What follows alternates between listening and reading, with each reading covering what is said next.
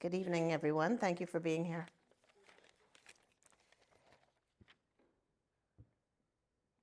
I want to start with a quote from a community member. Back in 2013, I decided that the project that I was doing on environmental racism needed to be community engaged, community based, and I thought the best way to initiate that was to meet the community members who were impacted by environmental racism. So myself and my team, we drove down to a few Indigenous communities and a few African Nova Scotian communities.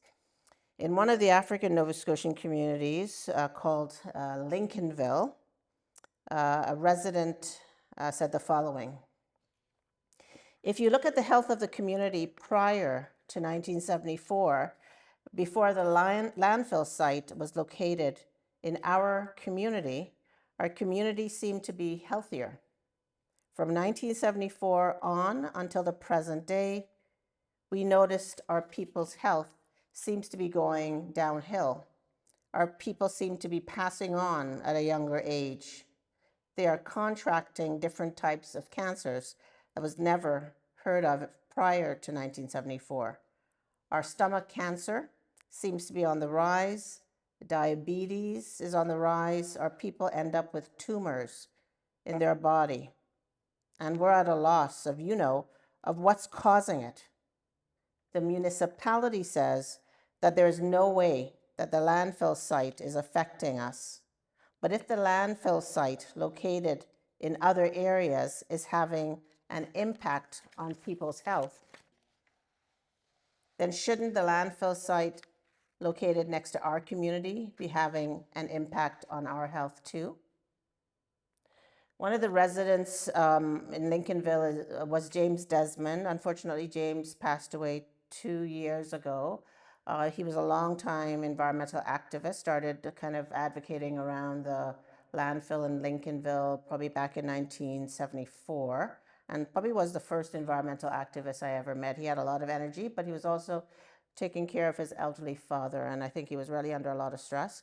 But when we were there, we drove, one of the communities we went to was Lincolnville.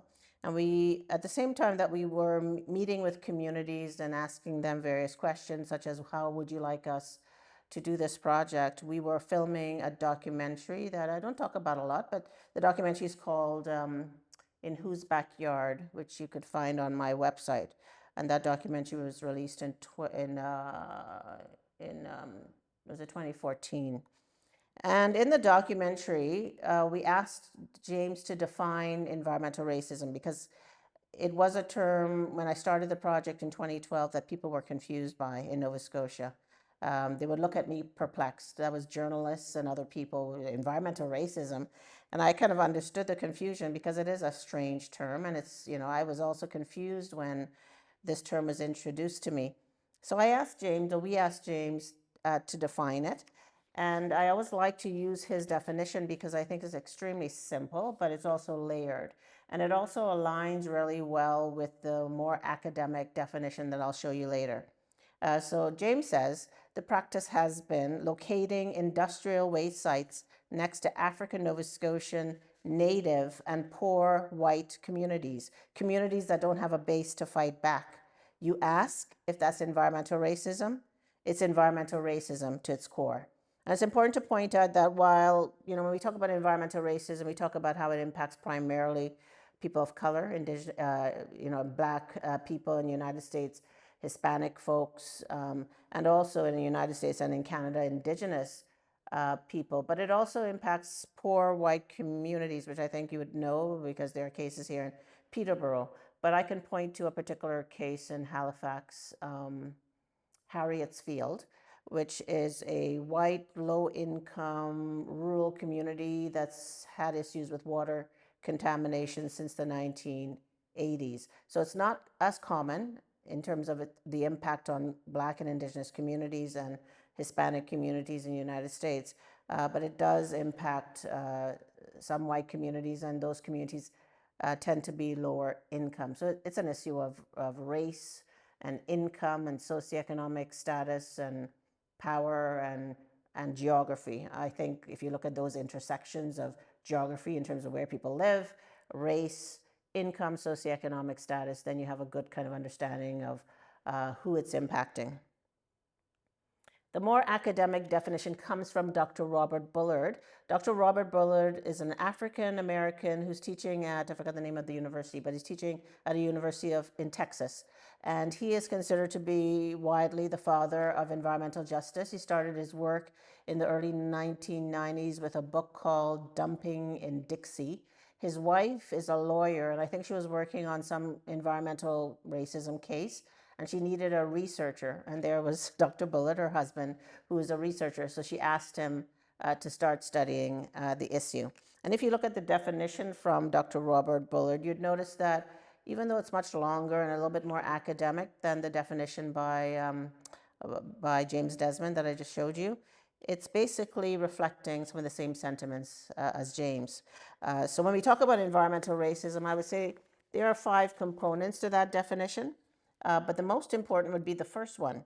It's about the disproportionate location and disproportionate siting of landfills, incinerators, other toxic facilities, overwhelmingly in Indigenous communities in Canada, across Canada, and also I would say African Nova Scotian communities.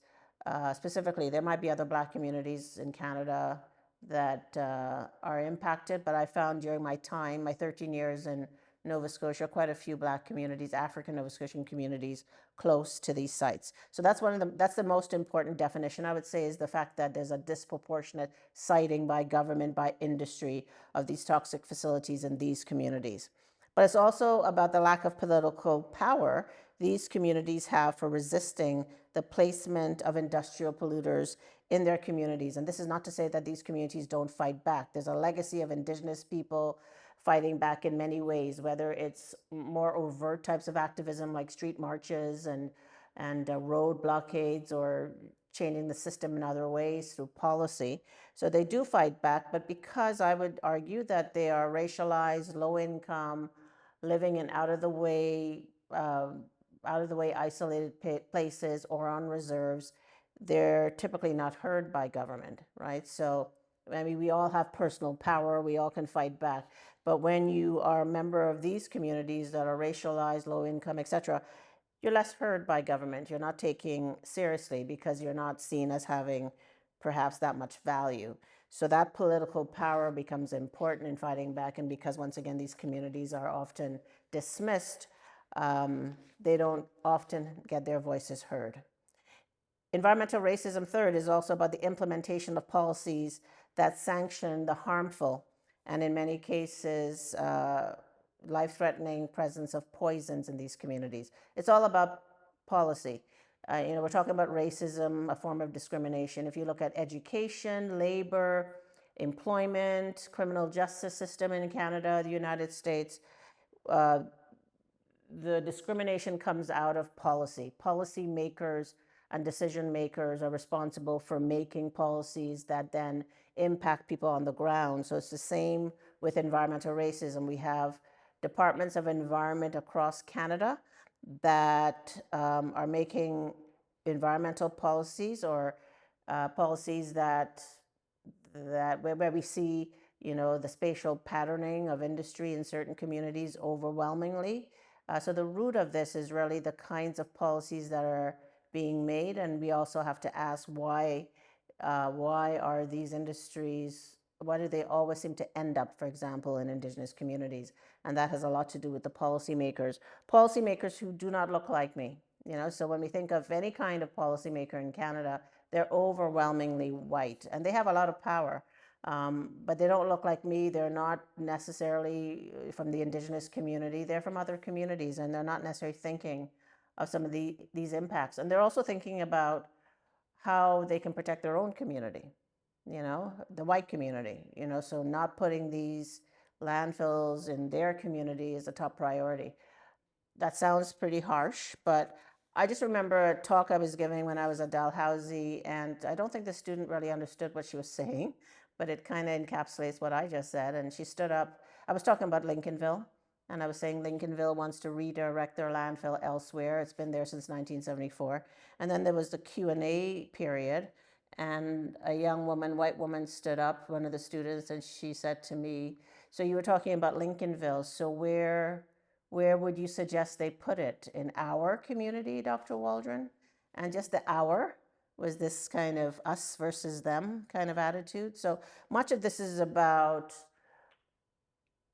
wanting to protect our community and the lack of value and worth that we see when we think that, or when we think about Indigenous and Black communities, they're not seen as worthy. They're not seen as having value.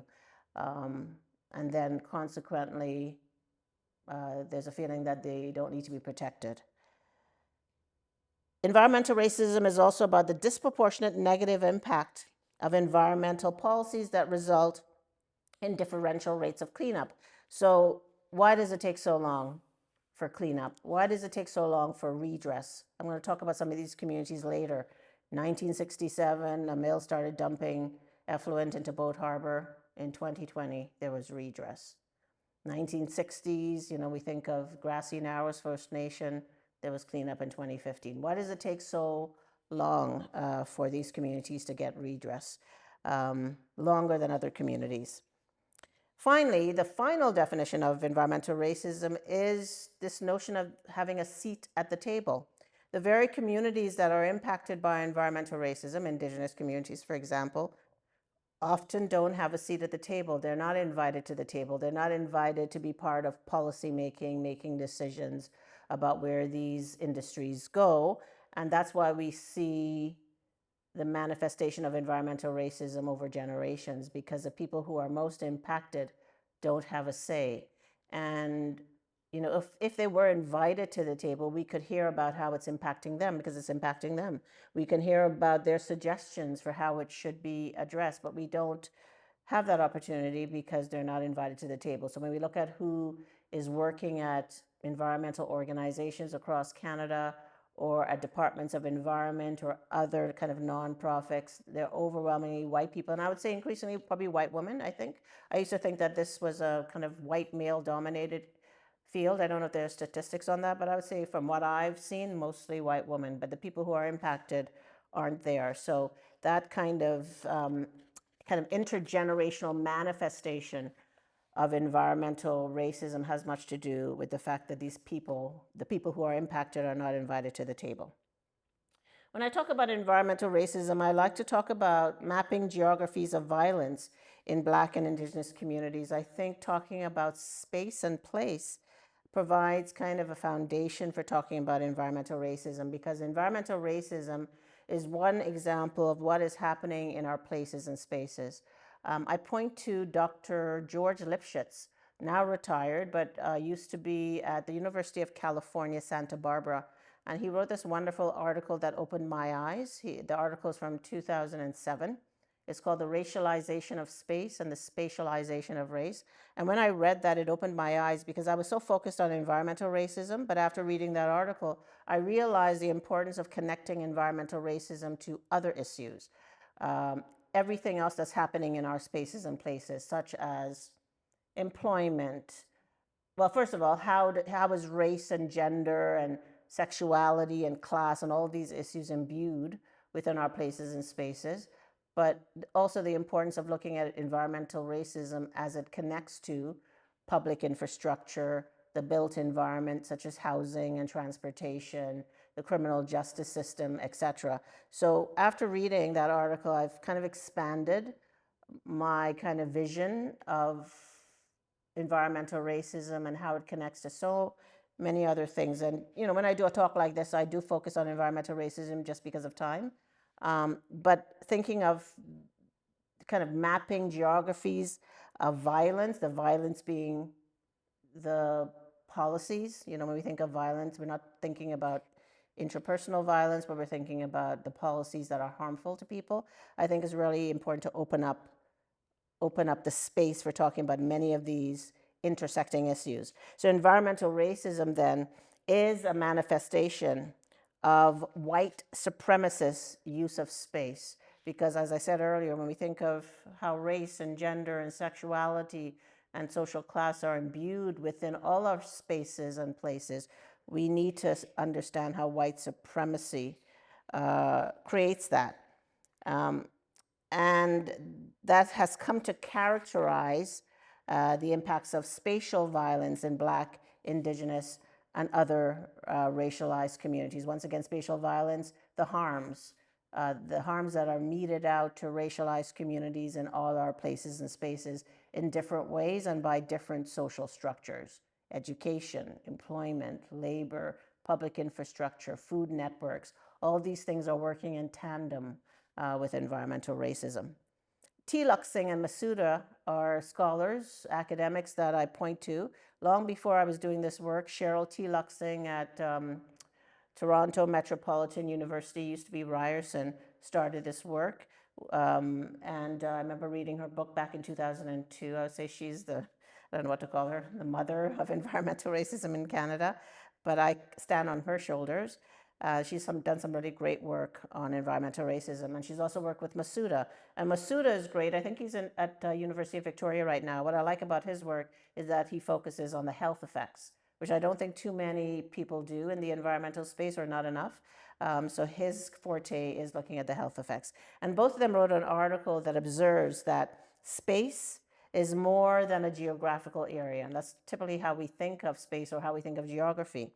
It is also a socially constructed and highly contested product that has significant political, cultural, and economic implications. So when I talked earlier about gender, race, sexuality being imbued within our spaces and places, the need to connect environmental racism to other social structures, all this is highly political and contested. It also points to the fact that space is never fixed. Space is never static. Space is fluid. Space is always is also undergoing construction at all times, right? It's fluid at all times.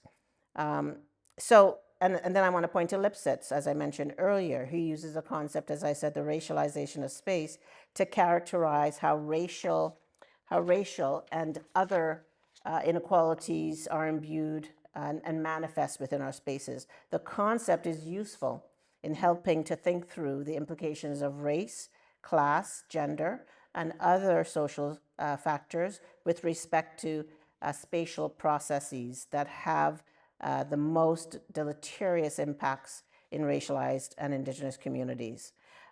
These include government and industry expropriation of Indigenous lands, the formation of neighborhoods segregated by income, class, and race, neighborhood revitalization, or sometimes we call that gentrification, neighborhood revitalization, urban renewal. These are kind of nice terms that mask something a little bit more sinister, because gentrification is problematic, of course, for people who are long-term residents of a place and now they're being pushed out of their homes, and then forced to find other areas to live. But gentrification is closely associated with environmental racism.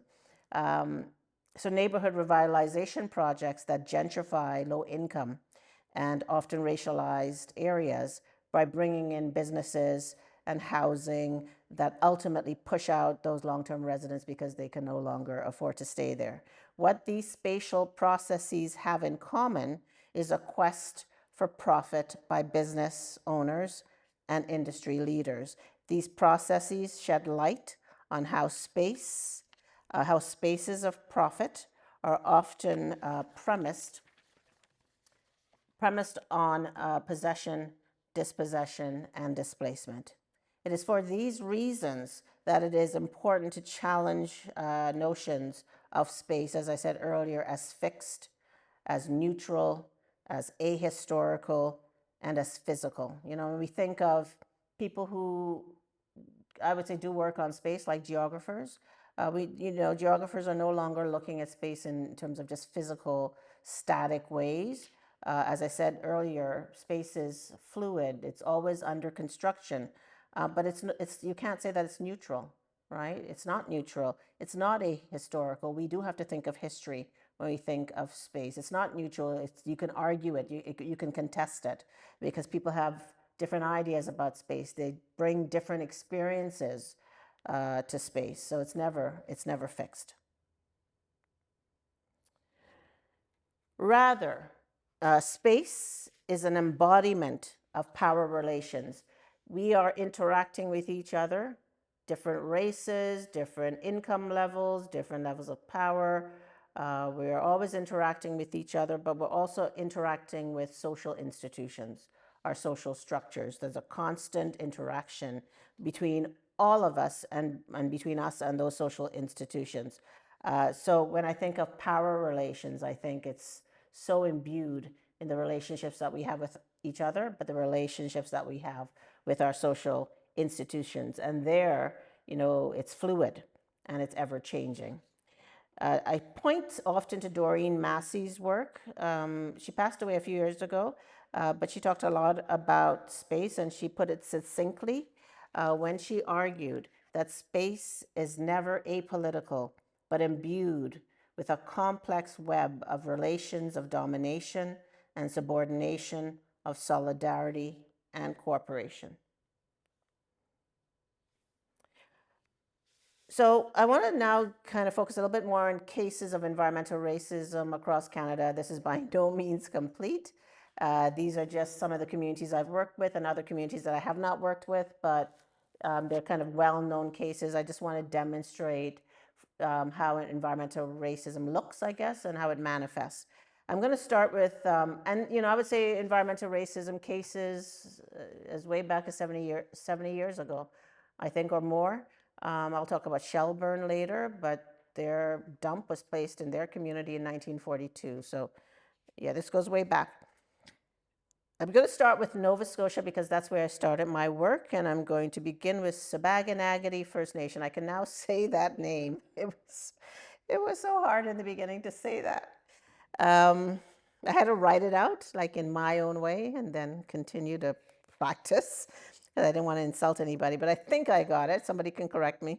Subaganagadie First Nation, starting in 2014, plans were underway from Alta Gas in Alberta to build a brine discharge pipeline near the Shubenacadie River, near to that community. And the community was very concerned because of studies that have come out in the United States about the health impacts and that how serious a brine discharge is near to a community, but they were also worried about fish resources. They were worried about the impacts it might have on climate change, and they were worried about the impacts on their health.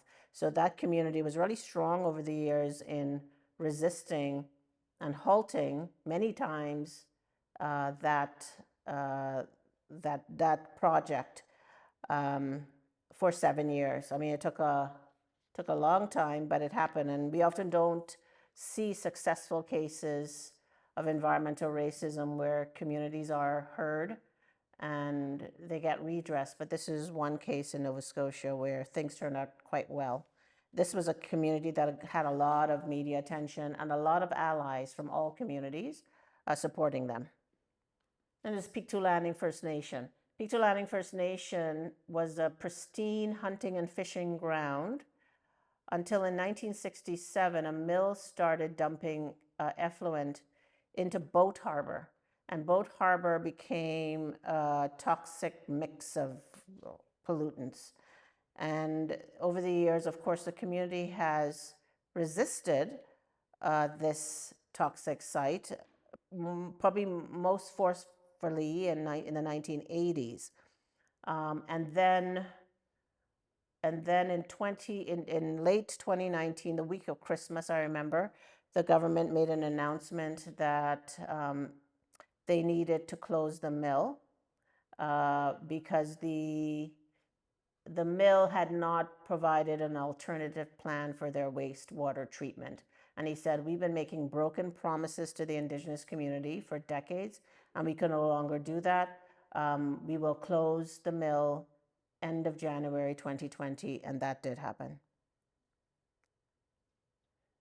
You probably heard of Amjinwang First Nation because that's a rarely talked about site in Ontario. This is near Sarnia, Ontario. It's often referred to as Chemical Valley, and just the name Chemical Valley tells you everything you need to know.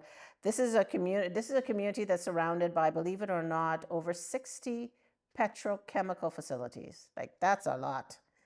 That's stunning. And the community would say that there are high rates of cancer, high rates of respiratory illness, reproductive illnesses, out of whack birth ratio is due to these toxic facilities. The birth ratio, so I think it's female to male, more females than male. It's abnormal compared to the Canadian average. And of course, there are other issues, as I mentioned, like reproductive cancers and other kind of gestational and birth anomalies. Yeah. So it's, as I said, it groups over 60 petrochemical facilities within a 25 square kilometer area, specifically. Then we have Grassy Narrows First Nation near Kenora. This is a community that had to deal with mercury contamination. So starting in the 1960s, mercury was dumped into the Wabigoon English River. There was cleanup in 2015, millions of dollars put towards cleanup by the government. But, and that's great. But I always say that, you can have cleanup, but the health effects remain. The health effects endure. And in April, I believe, 2022, a CBC article came out with residents speaking about those enduring health impacts. So less serious health impacts like rashes, skin rashes, but more serious health impacts such as cognitive delays, neurological issues. So they're still dealing in many ways with that site, even though it was cleaned up.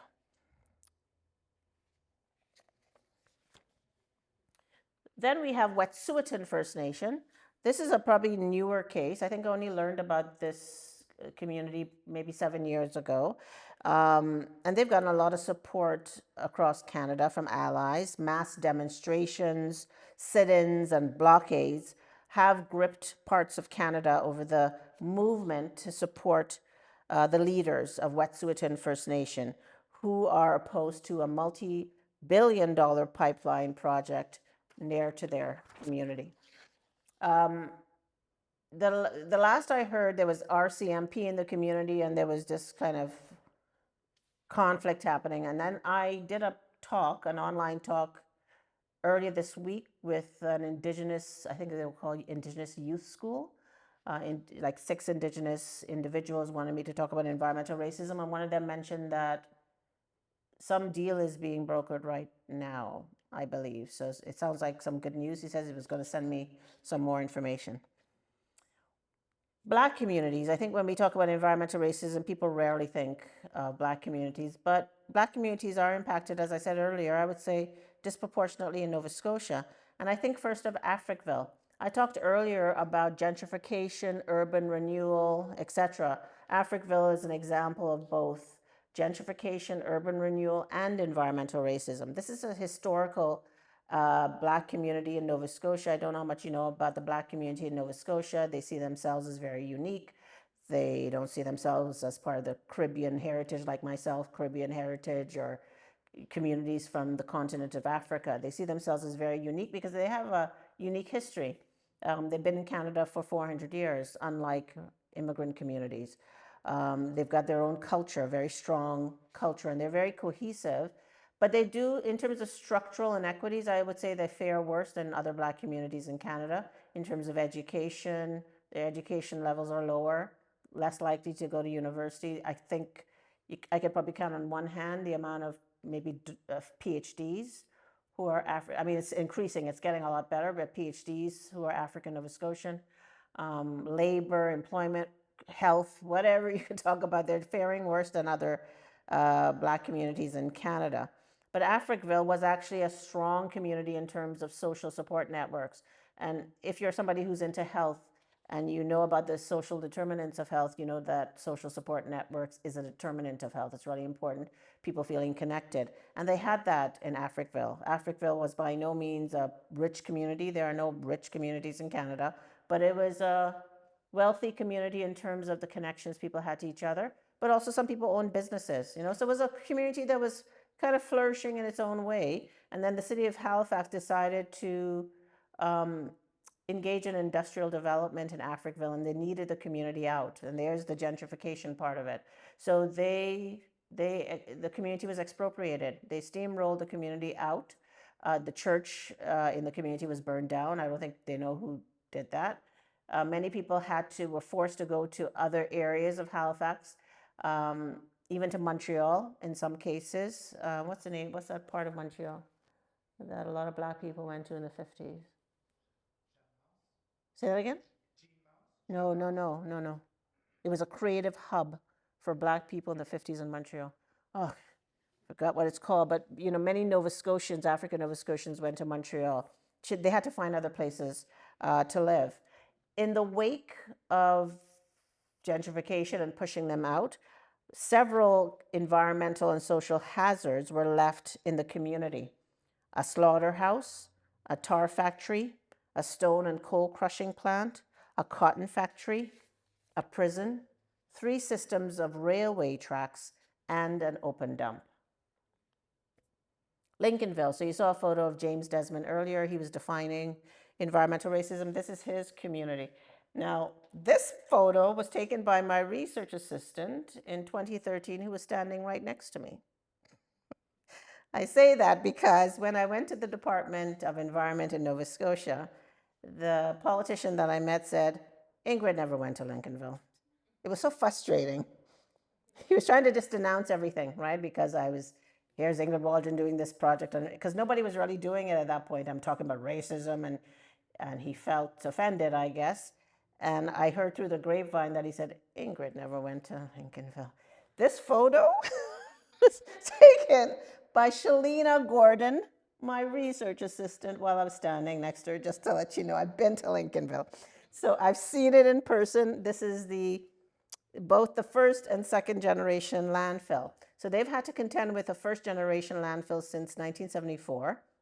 And they've done the marches and everything, hoping that the municipality would redirect this landfill elsewhere. Since 1974, and of course I met the community. As I said, I drove down to the community in 2013, and I remember James Desmond handing me a letter that he had sent to the municipality a year ago, and with no response. So that has never happened. It will never happen. That landfill will never be redirected. In 2006, this was a real insult to the community, I think, when they thought maybe they're making some headway. In 2006, a second generation landfill was put on top of the first one. So they're dealing with, of course, the contaminated water dripping into the landfill. And the community would say that ever since 1974, there have been high rates, increasing rates of cancer in their community over the years, and rare cancers they talk about, and they talk about cancer in their dogs. Sheperd. Sheperd is a community I'm really close with. If you saw the documentary, you would have seen Louise DeLille. She's, I would say, the main activist she's taken it all on her shoulders, and some community members are not pleased by it. The Shelburne Black community is a very humble community. They're quiet. They don't want any attention.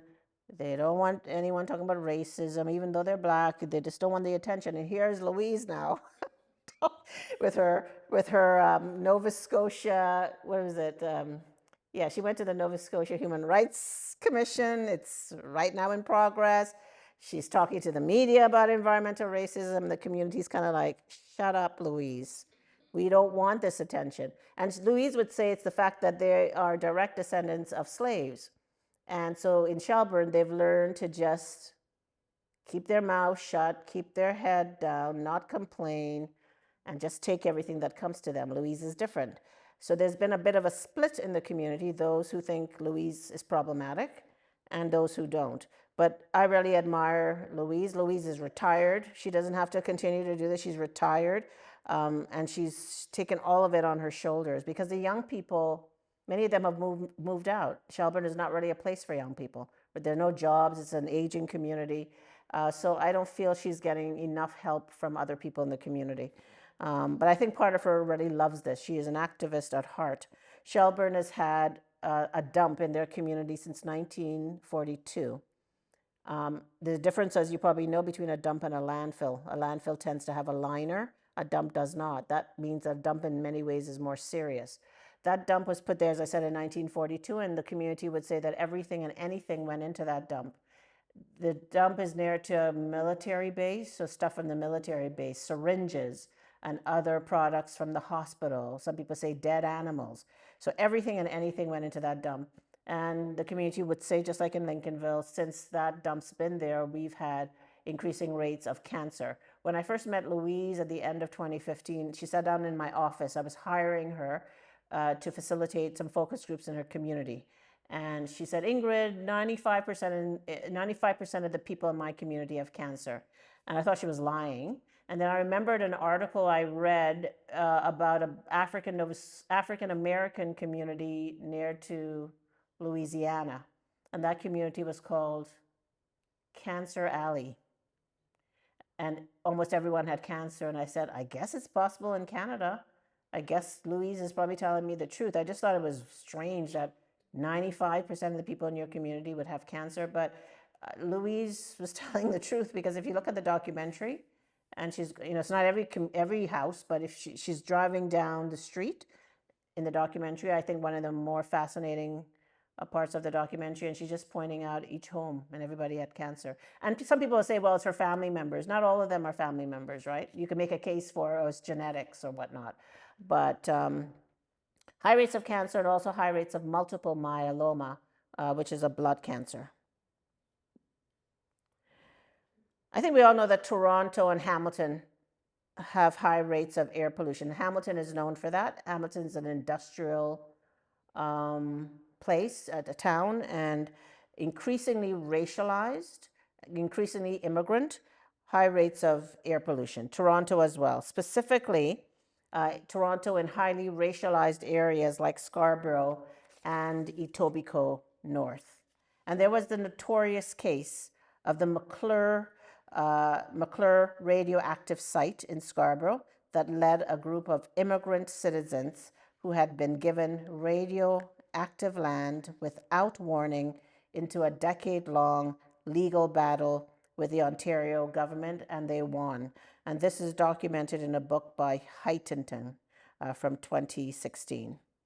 So what have I been doing all these years around environmental racism?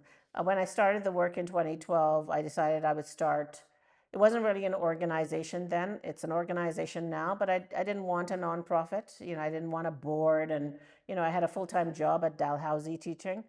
But so Enrich became a bit of a moniker, if that's the proper word. So if I was holding an event, I wouldn't say the event was organized by me. I would say the event is organized by the Enrich Project, but I was behind it, right? So Enrich became a very well-known, I don't know what you call it, entity in Nova Scotia. People knew, Enrich, environmental racism. Ingrid, environmental racism. Like it was that closely associated with some of the stuff that I was doing. It is an organization now through another charitable organization called Make Way. So I'm able to get funding for Enrich.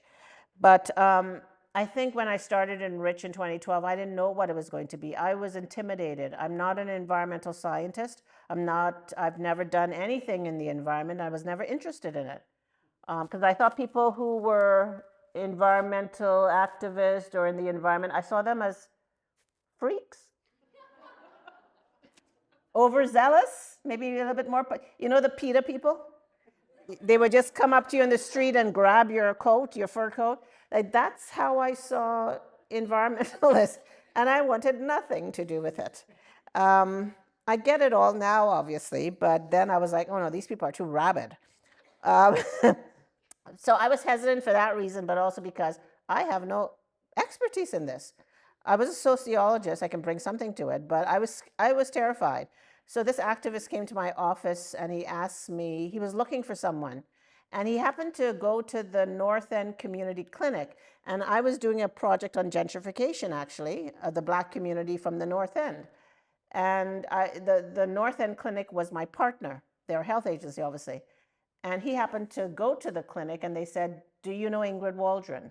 And he said, "No." He said, "Well, you might want to speak to her. She might want to get involved in this environmental racism project." So he emailed me, and he came to my office, and he said, "I'd like you to take on a project on environmental racism." And I was like, God, I've never heard of this concept. It sounded ridiculous, because at that time I'm thinking, how could the environment be racist? People are racist. I just didn't get it. And obviously, as I showed you today, it's systemic and it's about policy, but I hadn't done the readings. I didn't know anything. So I thought, I don't know if I want to put my reputation on something like this. It just seems weird. And then he started to talk about Indigenous, the Mi'kmaq community in Nova Scotia, they're impacted, their health, the African Nova Scotian community. And then I was like, ding, ding, ding, ding, ding, because I had been in Nova Scotia for maybe 3 years and I hadn't really developed relationships with the Mi'kmaq community, and I wanted to. And I hadn't developed relationships with the African Nova Scotian community. I remember when I first came, somebody said to me, an African Nova Scotian woman, she said, "If you want to develop relationships with the African Nova Scotian community, Ingrid, you're going to have to go to church." She said, "We go to church. And I can tell you, if you start going to church, you're going to develop those relationships." And there was a church in the North End in the urban area. I never did. I believe in God, but I'm not much of a churchgoer. I never did. And she was right. It was challenging, because it's like, who's this outsider? But when he talked about environmental racism, I said, oh, those two communities are communities I want to get to know.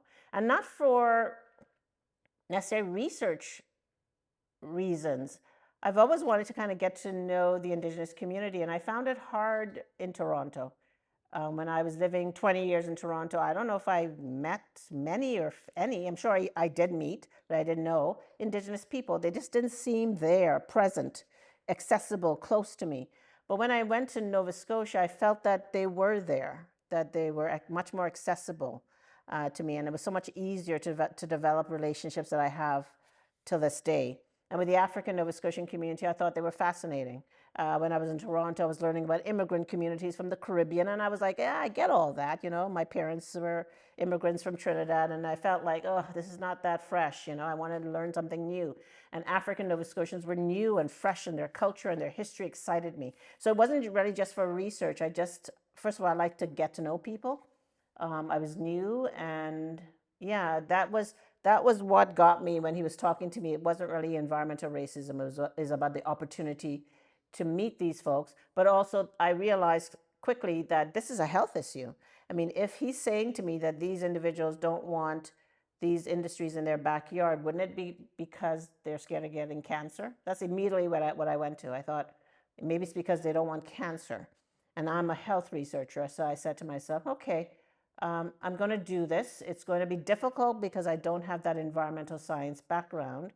But I can do this in another way, I thought. As a sociologist, I can talk about the race and the gender and the class and the capitalism and the settler colonialism and all the things that I think, sociologists do well. I'm going to bring that to this.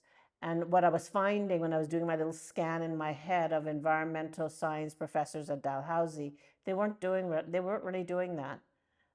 They were focused more on the pollution and contamination and the science. And I thought, okay, I'm going to do the environmental sociology. I can handle that. But I didn't know the project would become what it became. Multidisciplinary, interdisciplinary, intersectional, multi-approach, multimedia. I can say it's all of that now, but I started with no plan. And when people talk about throwing stuff at the wall to see what sticks, that's basically what I was doing. I was lost. I didn't know who to ask for help. I didn't know what to do. Okay, this big thing called environmental racism, I'm supposed to solve it? Like, I didn't know where to start. And now as I look back, I see this pathway that I was obviously on, but wasn't seeing it. And I only saw it when it was a Montreal guy, who was trying to become, a black guy, trying to become the mayor of Montreal a few years ago. Balarama Wholeness. He was always in the newspapers, and he asked me to do a talk. And he said, Ingrid, have you written this down? Like all the stuff that you've done? I said, no. He said, it would be really good if you did that someday because there's a clear path here. And I started to look at what I've done, which seemed haphazard, and it seemed to make no sense, and it started to make sense. And I say to people that I feel like this project is serendipitous. Serendipitous in just how it's unfolded, serendipitous in terms of the people that I didn't chase that came to me, serendipitous in terms of the things that came to me that I didn't go after. Not that I didn't make efforts in this project. I've worked hard on it, but some things just came to me. And like the activist who asked me to take it on, why me? There was nothing on my website about environmental science, and I was a new scholar, so there was actually nothing on my website besides the fact that there was nothing on environmental science. I was just new, and he said to me, I think you're the right person. So serendipity seems to be like central to this project. But I didn't know in the beginning, just like I felt that the term environmental racism was weird, people communicated that to me in many ways, environmental racism. And I remember the Chronicle Herald, the main newspaper in Nova Scotia, in Halifax, when they used to print people's comments, there was an article about me. And one of the comments below, a person said something like, is Dr. Waldron serious? What is she going to come up with next? Environmental sexism? So just, thinking, this is not credible. Dr. Waldron what nonsense is she doing? There was a lot of that maybe in the beginning that people kind of dismissed what I was doing. So I felt that I needed to raise awareness, because raising awareness, even though it seems pretty benign, is so important. I now know that it's the most important thing I could have done, because through the awareness raising, people started to understand the systemic underpinnings of environmental racism. Once they did, they started to have empathy. Once they did that, then they started reaching out to me. And I got so many volunteers, students and others, who said to me, didn't know this was happening, certainly didn't know this was happening in Nova Scotia. How can I help? And that's music to a professor's ears in times when we don't have money, when we don't have grants and funding, and somebody says, can I volunteer? Of course, you say, yes, thank you very much. I would love for you to volunteer. So that started happening a lot. The awareness raising was, what we do as professors or anyone, events, workshops, symposiums, conferences, meetings. I did everything. I don't do it as much now, but I think I held like 4 events every year in Nova Scotia. Like, I don't know where I had the time, but it was a mission. People are going to become aware of this. I'm going to talk about the systemic underpinnings. I'm going to get people from diverse sectors, like this one right here at the Halifax Public Library. I have the politician is standing up there in pink, and activists at the table, and community leaders, and people in policy. And over time, I would say, I think Nova Scotia is probably the province that understands maybe environmental racism more than any other province, because I don't get the questions anymore. I don't get the quizzical looks. I don't get the dismissiveness anymore, which is interesting. It's become multimedia. Part of that is a map, of course. Mapping using GIS analysis. This was done by a research coordinator in 2016. It's now being updated by a planner at Dalhousie. Because I heard from somebody, they said, Ingrid's map is inaccurate. But the person who supervised the development of this map said, it's not that your map is inaccurate, it's just it needs to be updated. Because I believe they used community counts, back in 2016, and that's not being used anymore. So now we're getting a fresh new map. It should be done in a few weeks. But this was so important, to show the location of toxic facilities in Mi'kmaq and African Nova Scotian communities. On my website, there's one layer for Indigenous and another layer for African Nova Scotians. This was published in Canadian Geographic and CBC Online. And after this was published, people who were very skeptical about what I was doing came back to me on email. And they said, I can see it now.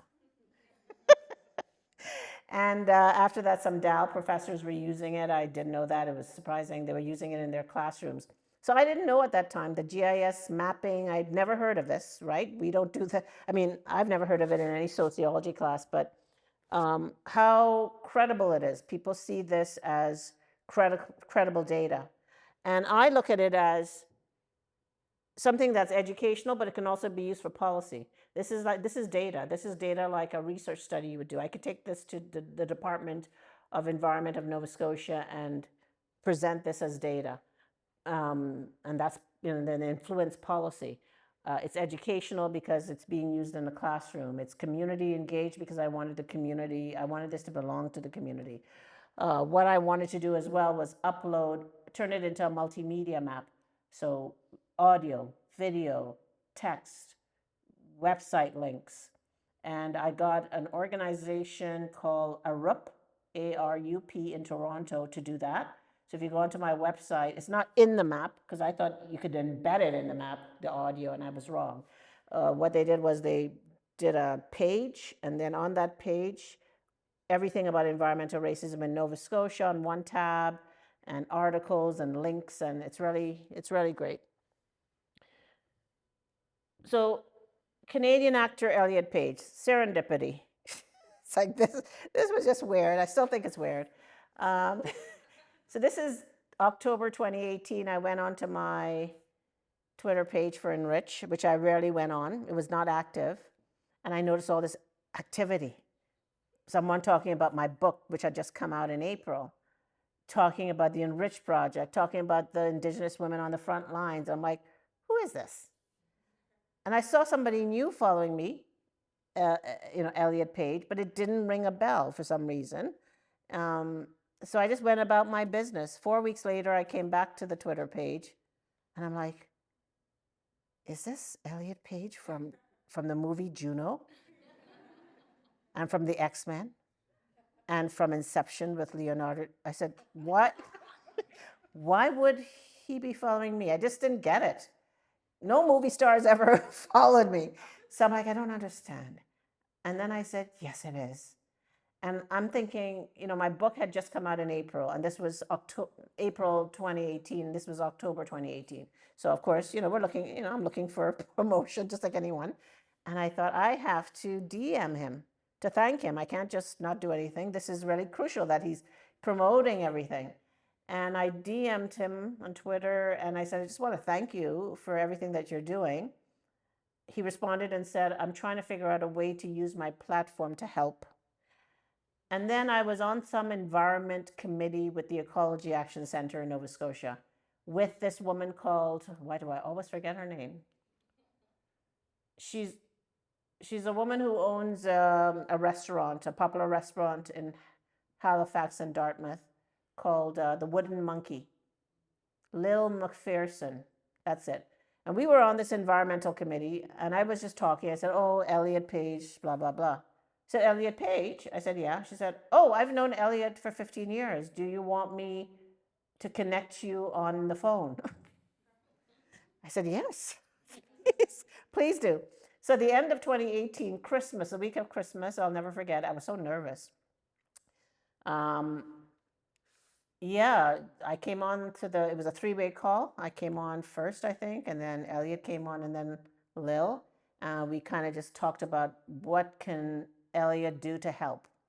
And at that point, I'm thinking Elliot has 2 million Twitter followers. So I thought, that's all I need. If I tweeted something, Elliot can tweet it out to 2 million people, because at that time I had like 2,000 followers, right? I thought about the Indigenous community, Sabaganagadie First Nation, with the brine discharge pipeline issue. And I thought, because they were trying to get legal funds, right? And they were posting like petitions and different things. And I thought, what if Elliot could actually send out that information on the legal funds? And it happened. Like Elliot tweeted it out, and they started with like $5,000, and they went up to like 30,000 in a matter of, I don't know, maybe 2 weeks. So that's what I was thinking in terms of Elliot Page, that Elliot could help in that way. I wasn't thinking further than that. But eventually we settled on a film. Videos, 10-minute video clips that we would slap onto Twitter. And Elliot came up with small crew, the director, Ian Daniel, and Elliot's personal assistant, Julia Sanderson, just with a small camera. Week of April 13th, 2019, went to my place, filmed me first, and then within the span of just 6 days, this is like, this is not fancy filming. went to the communities I was working with, and then asked me if I wanted to be a co-producer, which I loved that job. I was able to listen to the music and give my feedback, but I also found all the people, because obviously Elliot didn't know the people I was working with in Lincolnville and all those folks. So I reached out to people, asked them if they wanted to be featured, etc. Provided my comments on the different cuts of the film. I had a great time. I loved producing. And then that was done. And then I went to Elliot's mother's home, and they allowed me to watch the full film. And I see people crying, and I see how sensitive it is. And I said immediately, I said, slapping this onto Twitter isn't going to do this justice. I said, didn't we say that we want this to create awareness? And everybody said yes. So I am a fan of film festivals. I used to volunteer at the Toronto International Film Festival. I'm a fan of documentaries. So I immediately said, this needs to be a documentary. And Ian Daniel said, you mean like 70 minutes? I said, yeah. I said, we talked about awareness, and what's better than having a documentary at the best film festival in the world? I'm a patriot. The best film festival in the world. And they all said yes, surprisingly. So they did some work to rush it in for the deadline for the Toronto International Film Festival. And then we heard in July, I think, of 2019 that we got in. And September 9th, it premiered at the Elgin Theatre on Yonge Street in Toronto. And what was exciting about that day, not only did it premiere, but Elliot's publicist set up a whole bunch of interviews with popular media, Rolling Stone magazine, Time magazine, the LA Times, Entertainment Weekly Canada, the television show, so many, Entertainment Weekly, which is a popular American entertainment glossy. So other sit-down shows where we were talking about the film. What an exciting time. I was in disbelief that this happened. Still to this day, like, I don't know how this happened, that a movie star was following my work on Twitter, and that I have I have this film that came out based on my first book. It was based on my first book. So once again, I just say serendipity. I don't know. It doesn't make any sense. And what didn't make sense was the fact that I went to Netflix. Like, in more, but I remember I was walking with Elliot and Ian to a Japanese restaurant in Halifax, and on the way to the restaurant, Elliot said, "I think it might go to Netflix." And at that time, Elliot's show had just started, The Umbrella Academy, on Netflix, and I thought, Elliot probably has some leverage because, he's working with Netflix right now. And he said, I think it might, but I'm not sure, blah, blah, blah. And then we heard 1 month after TIFF in October of 2019 that it was going to start streaming on Netflix March 29th, 2020. And that was just a few weeks after COVID. And it did. And at the same time it started streaming on Netflix, it started streaming on Apple TV, Microsoft, Xbox, and Amazon Prime. This is just to show you how kind of multimedia I've wanted the Enriched to be. There's a art festival, just like Toronto has one. I'm not sure if Peterborough does. Annual art festival in Halifax at night called Nocturne. Happens late at night and very popular. And the person who was curating it was an indigenous woman curating the event that year, wanted something on environmental racism. I didn't know her. She reached out to me and she said, can you do something? And I came up with an idea and this was online. Nobody was doing anything in person at that point. This was November 2020, height of COVID. And I came up with this idea to have dancers, singers, musicians, spoken word artists, and Indigenous and African Nova Scotian storytellers who were the activists get onto the Zoom together, and the activists, the Indigenous and African Nova Scotian activists, would tell stories in 5 minutes about environmental racism, and then they would be paired with one of the artists. So one woman, Doreen Bernard, from the Indigenous community of Subaganagadie First Nation, she would storytell about what's happened in Subaganagadie, and then right after she finishes, a spoken word artist would tell the story of what she just told. It was just really creative.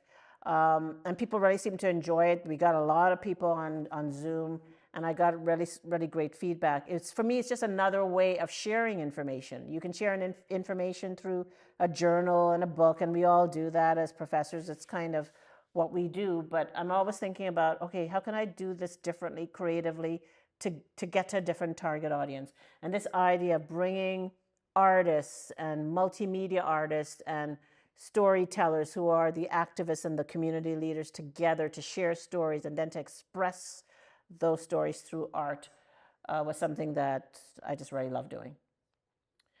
And I really like to work with media. Not every scholar does. Sometimes, I've heard scholars say, oh, they twisted my words, or I didn't say that. And that's happened maybe a few times, but not maliciously. Sometimes I even look at it and I say, when I see something that I've said in the newspaper, I say to myself, oh, I could have said that better. But I like the media because I think for a topic like environmental racism, because some people still don't get it, I have to continue to engage with the media because I want people to get it. I want people to understand this term. So I continue to speak with newspapers, radio, podcasts, television, etc., about environmental racism. And of course, I have to do research. Can't just do artistic stuff. So of course, I lead research projects, community-based research projects. And the one that I'm finishing right now that I'm excited about is in Shelburne. I told you earlier about the fact that Louise says Shelburne has like 95% of the people in the community have cancer. So I'm now working with a very multidisciplinary team from McMaster and Dalhousie. I have a Black female by the name of Juliet Daniel. She's a cancer biologist. She's kind of known for discovering this cancer gene called the Chiso gene, I think in Black women, I think. So she looks at genetics, of course, and race and cancer. I've got another biology type person from Dalhousie. I've got Dr. Charles Hostovsky. He's an architect planner, and his student who's a planner. Myself, I'm a sociologist. I've got a toxicologist, and I've got a nurse, and I've got a statistician. This is the most multidisciplinary team I've ever been on. I led the focus group interview piece. Julia Daniel, the cancer biologist, is leading the DNA sampling piece. So last year, we went to Shelburne to introduce the project. And then at that time, Juliet and the other kind of biologist at Dalhousie, I should say her name, just don't remember, Paola Marignani, they took DNA samples from community members, which we're still waiting on. Apparently it takes a long time. So we're going to figure out, like, the high cancer rates in Shelburne. Is it the dump? Is it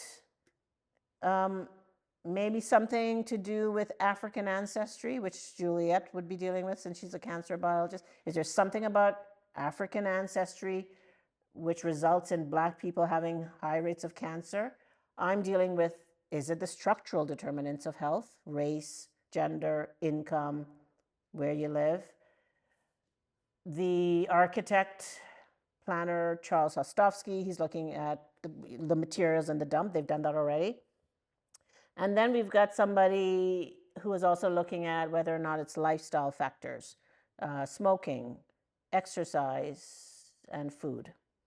So it could be all those four things. It could be none of them. It could be one of them. It could be two of them. So this study is about figuring out which one. And of course, the community members say, it's the dump. We don't need you to do anything. But to be responsible researchers, we want to look at everything, right? So I think we will have our final results by the end of this year, and then we will share the final report. And of course, I've published the first book I've done ever, which was on environmental racism, which the Netflix documentary was based on. I also believe in community capacity building. I believe in giving back to the community. I don't want to be a professor who goes to a community, takes, and then says, bye, never to be seen again. I want them to develop skills. I want them to become more knowledgeable. I want them to develop networks. The networks that I'm privileged to have simply because I'm a professor. So I know the environmental scientists. I work with these people, and that's a privilege. And to be able to connect them to these individuals is what I like to do. But I eventually want these communities, as I always say, to fly on their own, to get to the point where they don't need me. Like in the beginning, yes, I would say they needed me. And, if I can get funding, I'll do that. But now, like, I think of Shelburne, I think of Louise DeLeo, and I think, what a leader, what a strong leader. They don't need me anymore. Louise is a leader. She's gone to as I said, the Nova Scotia Human Rights Commission. She's leading that. She's leading some of the water testing that's happening. She knows the government people now. She has the networks. She doesn't need to call on me for all those things. And to me, community capacity building, that's what it's about. That they don't need the researcher or the academic or the scholar, that they can do it on their own. And maybe in the beginning, you've given them some grounding, but now they can do it on their own. One of the ways in which I built capacity is through water testing. All the communities, well, some of them have said, we want our water tested. We know it's contaminated, but we don't want the government to do it because we don't trust them, because they're going to say everything is A-OK. So I thought to myself, well, we have nothing, they can trust us. So I got together with a hydrogeologist, an environmental science professor at Nova Scotia Community College, and some students in environmental science. And in 2016, we did water testing in Lincolnville. And we came back with a report. We went back to the community. We informed them about how to manage their drinking water supply. And we all looked at each other and we said, this worked out really well. This is, and I said, this is a blueprint for an NGO. I think the work we did on this project, we can turn this into an NGO. And in 2017, we did, and it became an NGO. It's still there, even though I'm not in Nova Scotia anymore. The hydrogeologist is now the president of Rural Water Watch. That's the acronym, Rural Water Watch. So we continue to do water testing in communities, and now we have an annual, in October, annual well water day, where we educate Nova Scotian individuals who are on well water how to keep their wells clean, healthy. And we say to them, an old well, a cracked well, is a very unhealthy well and can lead to health problems. And we use infographics, social media, Facebook Live, on-site water testing to educate Nova Scotians about well water. I'm just now getting into climate change. It was something that I avoided. Once again, similar to environmental racism, I said to myself, I'm not a climate scientist. I have no business. I have no business in this space, because I listen to climate scientists talk about greenhouse gas emissions, and I'm like, what is all of this? I don't get it. And I thought, no, I'm not going to do climate change. It's just not for me. I don't have it. And then David Suzuki was coming to Halifax, and I was invited to speak about climate change. And I said to myself, I am not going to look like a fool in front of David Suzuki. That's not happening. David Suzuki. So I went on Google. Google is one of the best things that's ever been created, Google. I went on Google and I Googled climate change, and I came to a site that talks about climate justice. And it resonated because it felt like environmental justice. It felt like environmental racism. The communities that are vulnerable are these communities, and it's the same. Climate change is the same. Indigenous communities, Black communities, low-income communities are more vulnerable to climate change due to political, social, and economic factors and where they live. This was like environmental racism. So I understood it, and I said, I can do this. I can do a talk about climate justice. And I did. I think the talk went well. And then I realized, I think this is kind of enjoyable. And I do need to do this because now climate change is the most, what do they call it? The most pressing issue of our times.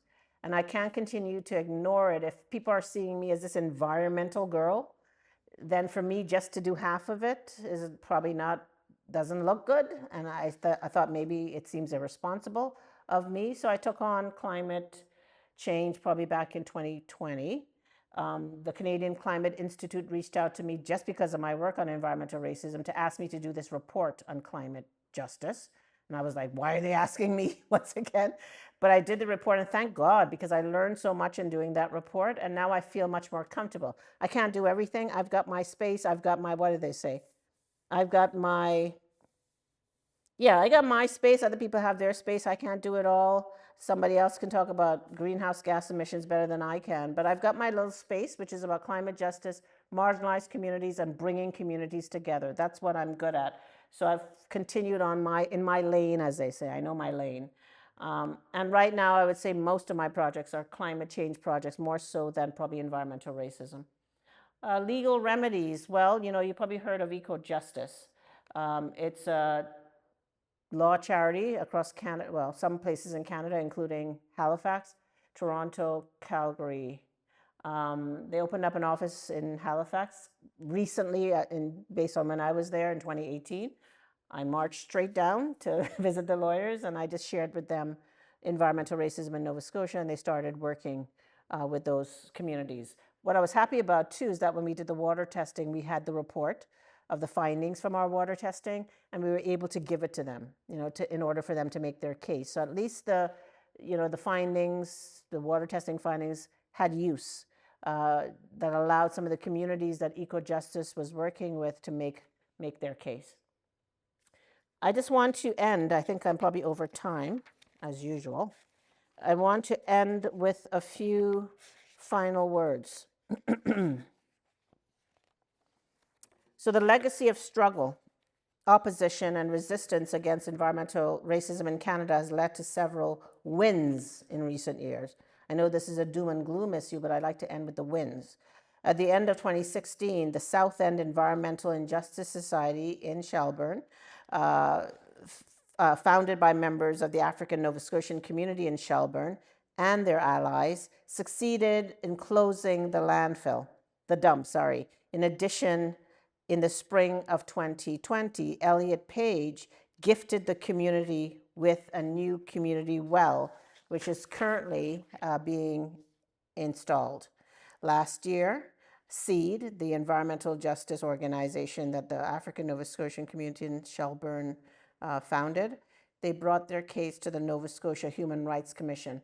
I heard from Louise last week, and she said something great has happened. They didn't win the case as yet, but they won something, won some aspect of it, and now they're moving on to the next level. So this is good news.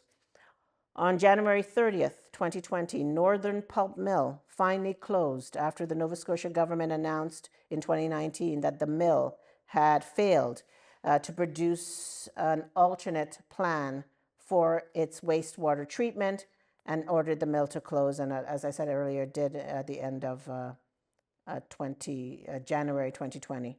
In October 2021, 7 years after the project began, Alton Gas announced that they had decided to cancel the Alton Gas brine discharge pipeline project in Sabaganagati First Nation, stating that with the sale of the Nova Scotia utility, the repositioning of the business, and the challenging nature of the storage project economics, Alta Gas has decided not to continue with the development of Alton and to move forward with decommissioning the project.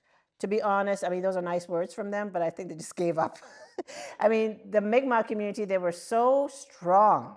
They did everything, on site, online. 7 years, a long time, but I was watching from the sidelines. Well, not from the sidelines. I mean, I used to go up to the community as well just to learn. But I was looking at how they did what they did on social media, what they did on the ground, and it was so inspiring. So I think, and they were strong, and they were not giving up. And I think Alton Gas, these are nice words from them, but I think they just gave up. While the former residents and descendants of Africville have yet to obtain redress, they continue to make demands for reparations. In November 2016, up to 300 former residents of Africville and their descendants joined an application submitted to the Supreme Court of Nova Scotia for a class action lawsuit against the city of Halifax over the loss of their land 4 decades ago. The application was turned down by the judge, however, in 2018, who ruled that the plaintiff had not satisfied the requirements to certify the class action, preventing the case from proceeding. Africville descendants continue to fight and make their demands heard. However, in 2020, they marched through the streets of Halifax demanding reparations. And a few years ago, because there was so much on them in the news, there was a podcast series that was launched called Africville Forever. What I'm really proud of is the bill that Stephen mentioned earlier.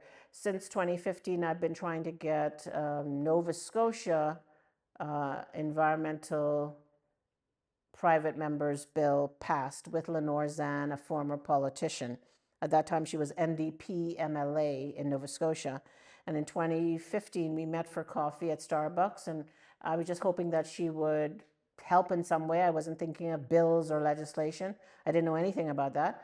And she said to me, oh, there's something called a private members bill, Ingrid. And I said, what's that? She told me what it was. She said, I want to caution you, private members bills never pass into law.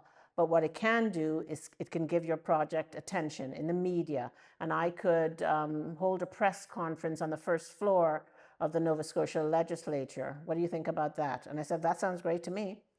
And we co-developed that bill for Nova Scotia only in 2015. She introduced it in the legislature April 29th, 2015. It went to second reading that year, November 25th.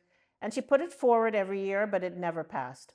So in 2020, just a few weeks before COVID hit, she came to me and she said, remember that 2015 bill we developed for Nova Scotia? I said, yeah. She said, what do you think about us turning that into a federal bill? And I can introduce it in the House of Commons. I was like, wow, yeah. And I was like, of course, because why confine ourselves to Nova Scotia? There are all these Indigenous communities across Canada with pipeline issues. And I thought, yes, this is much better. So we went back to the bill that we developed for Nova Scotia, and we made it, I would say, much more robust. We're now asking for financial compensation. We talked about the links between race, income, and health. It was just much more forceful. We both admit that the Nova Scotia bill, we were playing it safe. People didn't know what environmental racism was. We didn't want to scare them. So we played it a bit safe. But with the federal bill, we didn't. We just kind of documented exactly what we wanted. 2021, as you know, a snap election was called by Trudeau, and the bill died. When a snap election is called, all private members die on the order paper, as they call it. Unfortunately, Lenore also lost her seat to a Conservative in Nova Scotia, so she was no longer a politician, and she went back to acting, because she was actually an actress before she was a politician. She was a stage actress. She was born in Australia, but she also did a lot of TV shows. What's that TV show? Those cop shows? What is it called? Yeah, one of those shows. I've seen her. Yeah, so she was an actress, so she's gone back to acting actually, but she still loves politics. So snap election was called. So I said to Lenore, what now? Like, we've been working on this bill forever. And she said, well, I'm hearing that Elizabeth may want to sponsor it. So I had a three-way Zoom call with Elizabeth May and Lenore, and Elizabeth May said, Ingrid, well, I'm thinking of this transit bill that I'm going to focus on. I'm not sure if I want to take on your bill. I will if you support me. I said, I'm going to support you. I said, my Enrich project, we do campaigns, we're on social media. I said, trust me, I'm going to bring people together and we're going to support you. And she said, okay, so I won't focus on the transit bill, I'll do your bill. And she had to reintroduce it in February 2022. It was now called, under Lenore, it was called Bill C-230, under Elizabeth May, Bill C-226. It went through Parliament, as it did with Lenore, but what happened, which never happened before, was that it went to Senate. I think that was probably in 2023. And I thought to myself, there's a chance, I guess, that this bill might actually become law. I wasn't sure. And then last year, June 20th of 2024, it was given royal assent, and it became Canada's first environmental justice legislation. So we have that now. I don't think the United States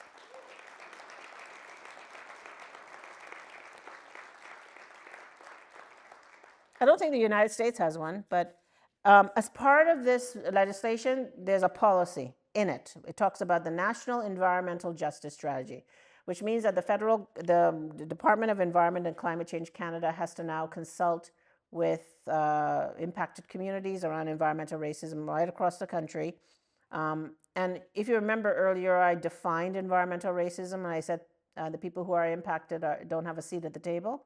I think that this policy is now going to allow impacted communities to have a seat at the table in many ways, because not only are we asking them to share their experiences about environmental racism, which I'm sure they're tired of doing, but we're asking them, what do you think should be the components of this national environmental strategy?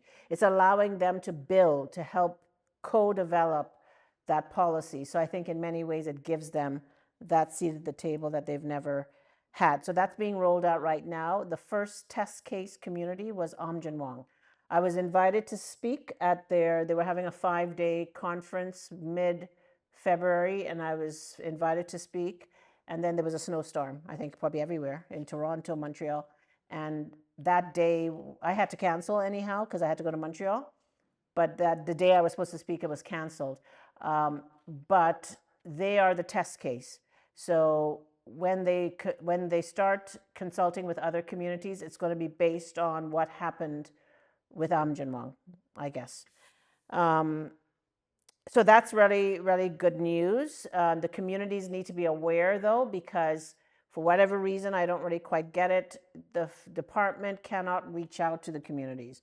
The communities have to say, we have a problem, and they have to do the reaching out. So I think with the Enrich project, my project, what I want to do is to get the word out, because I find it's a very weird approach.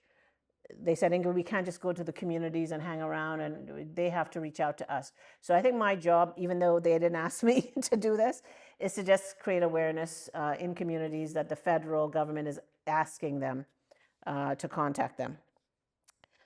And yeah, that's it, I guess. I'll just leave you on a high note. That's enough. Thank you.